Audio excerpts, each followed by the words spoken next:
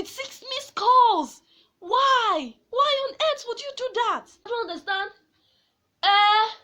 Yes, I'm there. If you go to, what is it? What is it? You're talking to just one person on the phone. You don't have to shout. The rest of us are not interested in your conversation. And I was also embarrassed by her action. I was like,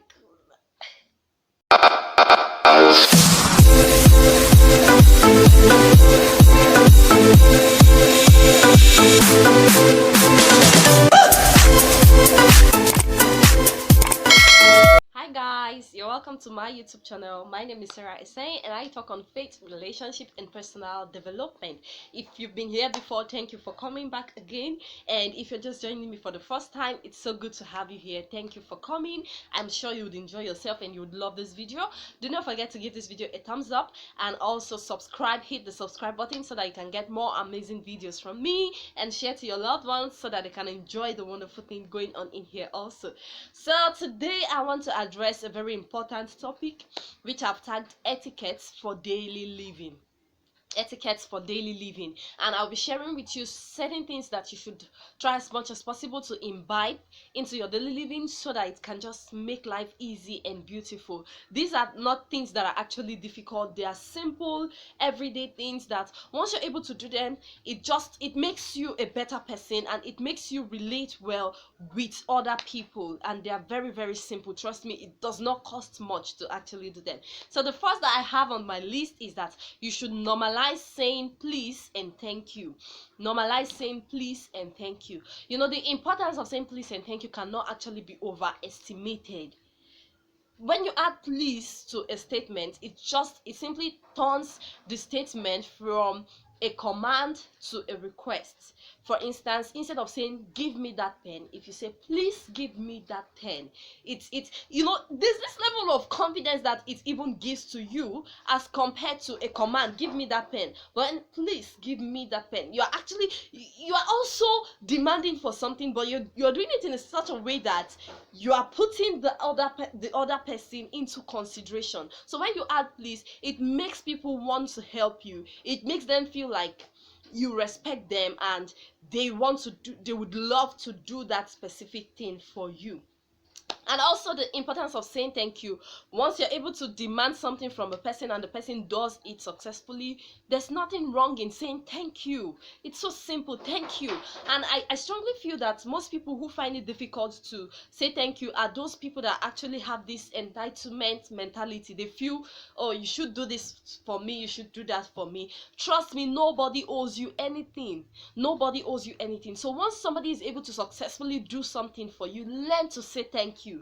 And even if the person is your subordinate, even if the person is way younger than you, saying thank you just simply tells them that you appreciate them, you appreciate the efforts that they have put in to help you do something.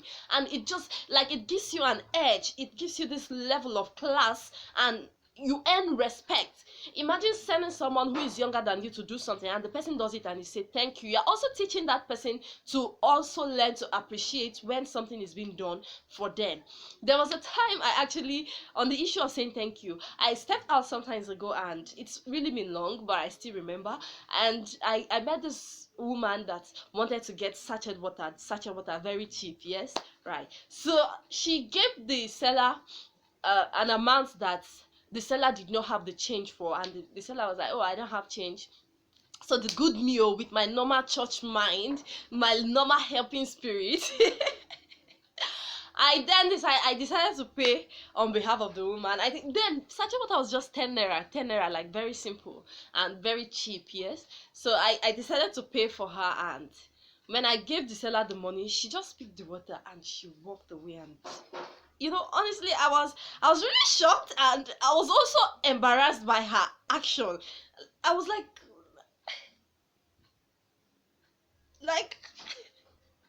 what is this?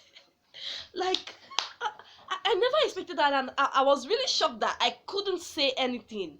Trust me, the normal me now would be like, madam, there's nothing wrong if you say thank you. But I was so shocked, I didn't expect it, and I didn't even believe that people could be that nonchalant. You know, someone opts to pay in a fee for you, no matter how small. There's nothing wrong when you say thank you. she had the money, yes, but she couldn't drink her money at that point in time. And I gave her my hard-earned money, and she couldn't say thank you. Well, that was on a light note, but it's not just about me. When you're dealing with people, of course, the way I felt bad is the way people would feel bad when they expect you to appreciate them and you do not. Even when they say don't mention, oh, forget about it, no, still mention it. As the good person that you are, still say thank you, so that the person can know that you appreciate their effort and you do not take them for granted. So the first etiquette, normalize saying please and thank you. So the second thing I'll be sharing is that you should apologize when necessary. Apology is something that is quite difficult for a lot of people to do, including me. So yeah, apologizing can be really, really difficult. But in the long run, I've observed that apologizing is not actually a sign of weakness, but it's a sign of strength. It means that although you have that pride, although you recognize your worth, you still try to suppress it and you lift others. So it's not actually a sign of weakness. Apologizing is a sign of strength. It shows that you value the relationship more than your ego. It shows that you actually have a kind of reverence for that person. So whenever you are wrong, apologize. There's nothing wrong in I'm sorry, oh please forgive me, I was wrong. Learn to take responsibilities for your action. Don't beat about the bush. Don't argue so much that after it all you now tell the person, is that why you are shouting? Is that why you are shouting? If I was wrong, is that why you are telling me this and that? No, apologize when you're wrong. It's a good etiquette and it gives you an edge in your normal day-to-day life. And trust me, under every normal circumstance, when you apologize, the relationship would be restored, or at least things would be amended. And there's one thing I love apology for. There's one reason why I actually love apologizing is because you do not even know where you would meet tomorrow. Most people, when you tell them this, they'll be like, God forbid, I will not go back to beg that person, or that's all. You don't know, you might not be there to beg the person. But imagine going to a wedding and you meet somebody that you've actually offended for like a very long time, and you can't enjoy the moment because that atmosphere is still there. You're not actually begging the person for anything, but the atmosphere would be so tense that you cannot relate. You can't even talk about things that have happened in the past. But when you are at peace, the Bible says, as much as possible, with all that lies within you, be at peace with all men. So one way you can actually be at peace is to apologize whenever you are wrong.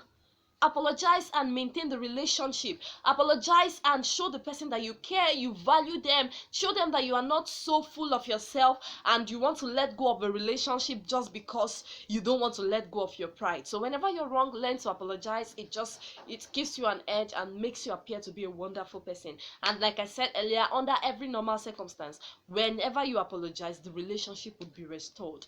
Yeah. So the next tip that I'll be sharing is that this one, whenever you are on the phone with someone or you are working with someone, stop shouting when talking. I don't understand. Yes, I'm there. If you go to, what is it? What is it? You're talking to just one person on the phone. You don't have to shout. The rest of us are not interested in your conversation. Or you're walking with somebody on the street. That was when this thing happened, and you're shouting, and everybody around already gets the gist you're trying to give to somebody that is just directly beside you. So first of all, it's not ladylike, it's not even gentlemanlike. So learn to tune down your voice when you're talking to just one person. You're not speaking to the whole world. If you're speaking to the whole world, then let us all gather under a building and you address us. How can you be working with your friend and you're shouting? Or you are in the bus and you're shouting? If the noise is too much, you can simply text the person or tell the person, please let me call you back. You don't have to shout.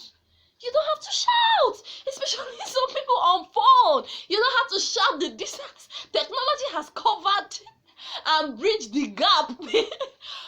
Technology has bridged the gap. You don't have to stress yourself and shout so that you are in Abuja, for instance. You don't have to shout so that the person in Lagos can hear you.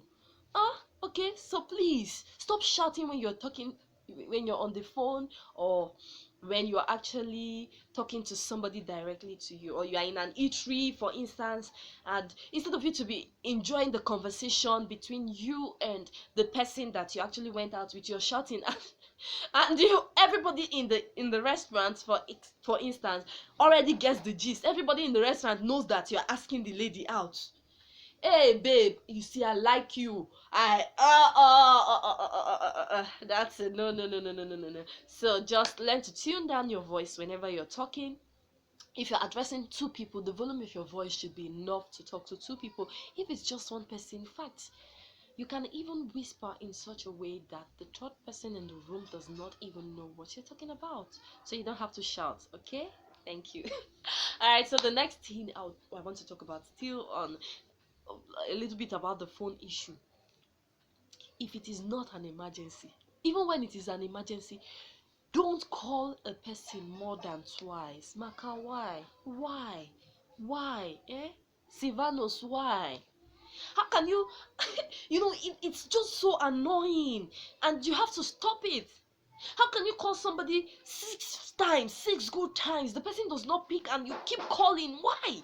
If the person does not pick, then it simply means he or she does not want to talk to you at that moment, or he or she actually is busy and can't pick a phone call, or perhaps the person might not actually even have the strength to be on a conversation. And if it's a very wonderful person, I'll put this as an extra tip: you should return calls.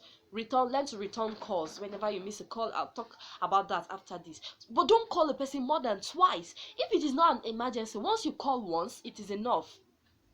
Then you can give the person some minutes or up to an hour. If you do not get a call back, then you can call back again.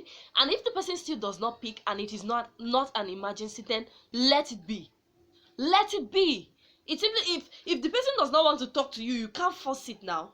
I don't want to talk to you. Okay, my phone is ringing and I don't want to pick. Then why do you keep calling me? If you call me 10 times, it doesn't mean I'll change my mind. So do not, if it is not an emergency, don't call more than twice. It's so annoying when I just pick up my phone and I see 7 missed calls, and I'm like, what happened? Is there an emergency? Did somebody die? Does this person need to contact me for a vital information? And then I pick up my phone. Hello, I missed your call. I'm even speaking with tension and fear. And sorry, not as if I'm trying to be pessimistic, but with the expectation that something bad has happened. And then you hear the person from the other end, oh, I just said, I just wanted to greet you. How can you want to greet me with 6 missed calls?